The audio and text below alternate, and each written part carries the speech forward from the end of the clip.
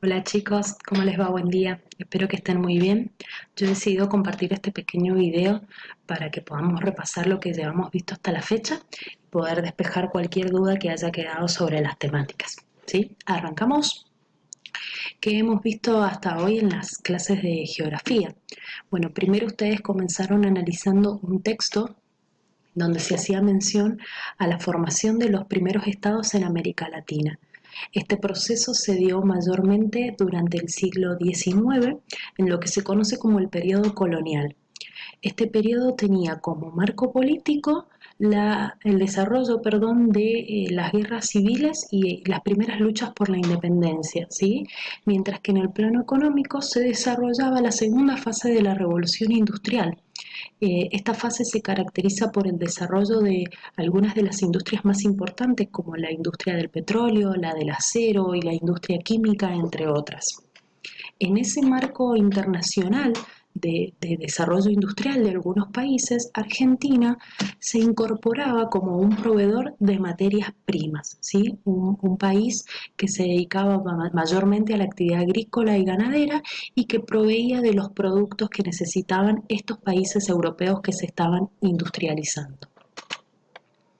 A pesar de que fue una época de muchos cambios, el siglo XIX, algunas cosas perduraron y ustedes en el texto pudieron mencionar que las dos cosas que se mantienen incluso hasta el día de hoy fueron las condiciones precarias de trabajo a las que fueron sometidas tanto los campesinos como algunos pueblos indígenas y la concentración de la tierra. El proceso de concentración de la tierra arranca en esta época y perdura hasta el día de hoy. ¿Cómo nos damos cuenta que hay una fuerte concentración de la tierra? Y básicamente cuando vemos que cada vez son más y más los latifundios en América Latina. Recordemos que los latifundios son grandes propiedades de tierra dedicadas a la actividad agrícola o ganadera, pero propiedades de tierra que están en poder de una o pocas personas, ¿sí? Entonces, en América Latina se empezó a dar este proceso de acaparamiento de tierras en pocas manos, que comúnmente nosotros las llamábamos estancias, ¿sí? A estas grandes extensiones en Argentina se las denominaba estancias. Y ahí se empezaron a marcar, ¿no es cierto?, algunas de las grandes desigualdades que perduran hasta el día de hoy. ¿Por qué era cada vez mayor la necesidad de tener tierras? ¿Por qué cada vez crecían más los latifundios? Porque en el contexto internacional que estábamos viviendo, la Argentina necesitaba cada vez de más tierras para poder producir más materias primas y de esta manera exportarla a los países industrializados. Argentina, dentro del esquema internacional de comercio, era un país agroexportador. ¿Sí? Ustedes acá en el esquema que yo les he colocado pueden ver claramente cómo dentro de la División Internacional del Trabajo tenemos países industrializados como Gran Bretaña que demandaban las materias primas que producían los países periféricos como la Argentina.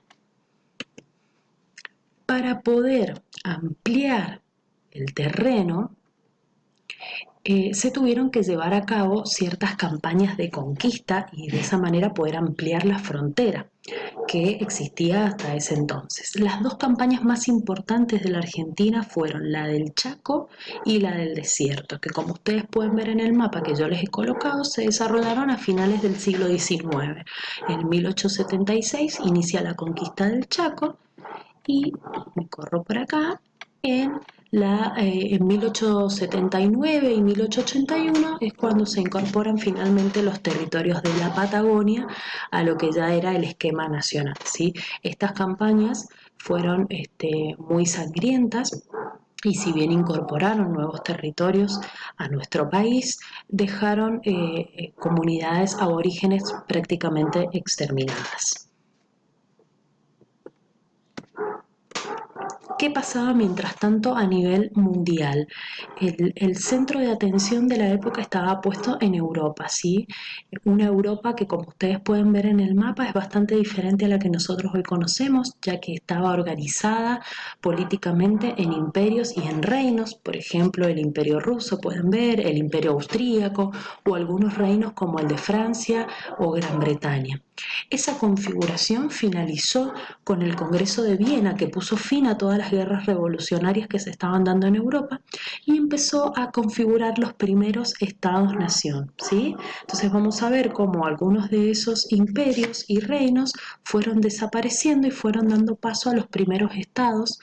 Acá en este mapa se ve cómo ya está el estado de Gran Bretaña, Francia, España, ¿sí? Rusia sigue siendo un imperio, pero aún así estos nuevos estados-nación empezaron a desarrollar su idea imperialista y salieron a conquistar terrenos por el mundo. Gran parte de ellos, como pueden ver, están ubicados en el continente africano, ¿sí? Entonces, lo que ustedes ven de verde, por ejemplo, son los territorios que corresponden a Francia, lo que ustedes ven en un tono lila son los territorios que corresponden a Gran Bretaña, y están no solamente ubicados en África, sino también en la India, Australia, ¿sí? Mientras que en el caso de América ya podemos ver gran parte de los estados independientes como Canadá, Estados Unidos, México, Brasil y Argentina. Ahí señalamos con la flechita los cambios de Europa y la presencia de estados independientes en América. Durante el periodo de la Primera Guerra Mundial, recordemos que esta guerra mundial se inicia en 1914, ¿sí? Ustedes pueden ver en este mapa pintado con un color todo lo que son un bando, el de Alemania, Austria, Hungría e Italia, y de otro color el bando enfrentado de Francia, Gran Bretaña y el Imperio Ruso. La Primera Guerra Mundial fue uno de los acontecimientos que más cambios generó en el mapa de Europa. Como ustedes pudieron ver en el mapa que yo les compartí en la actividad, es muy diferente la Europa de antes de la guerra a la Europa después de la guerra, ¿sí? Alguno de los principales cambios fue que el Imperio Ruso pasó a ser la Unión Soviética, aparecieron algunos estados de la Europa Oriental como Estonia, Letonia, Polonia, y el Imperio Austrohúngaro se disolvió creando nuevos estados como Checoslovaquia, Austria, Hungría, Yugoslavia, entre otros. Durante la Segunda Guerra Mundial, la más mortífera de todas y la de más alcance mundial que se conoce en la historia, también los cambios fueron bastante importantes. Recordemos que esta guerra se inició por el deseo expansionista de Hitler, que estaba a cargo, ¿no es cierto?, de la Alemania de esa época, que se lanzó a conquistar nuevos terrenos, pero que se encontró en esa conquista con ciertas resistencias. La primera de ellas fue la resistencia de la Unión Soviética, que no le permitió el ingreso a sus ciudades más importantes. Por eso ustedes ven que la marca roja que muestra todo el expansionismo alemán apenas llega hacia el límite con las ciudades más importantes de Rusia.